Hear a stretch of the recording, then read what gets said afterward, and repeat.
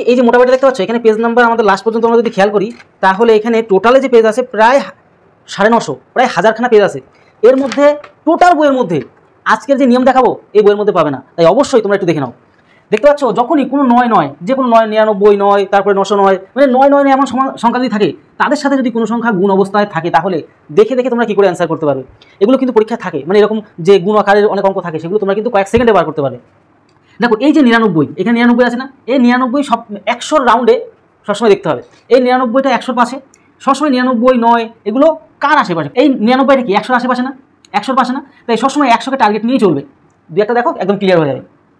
এই 100 থেকে এই 89 সরাবে, 100 থেকে 89 সরাবে।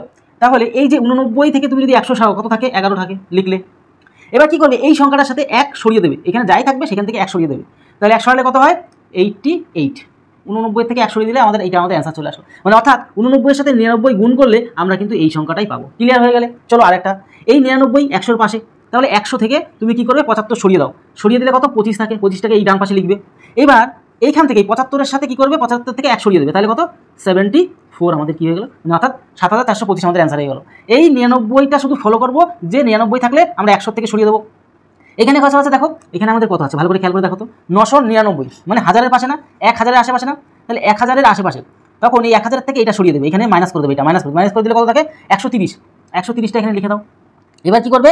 এইটা থেকে 1 সরিয়ে দেবে, তাহলে এখানে কত হল? 870 ছিল, তাহলে 800 কত হবে? 69 হবে, 869 হয়ে যাবে। এটা আমাদের কি অ্যান্সার? অর্থাৎ এটা গুণ করলে এটা আমরা পেয়ে যাবো। এটা তোমাদের জন্য রইলো, তোমরা অবশ্যই কমেন্ট বক্সে জানাও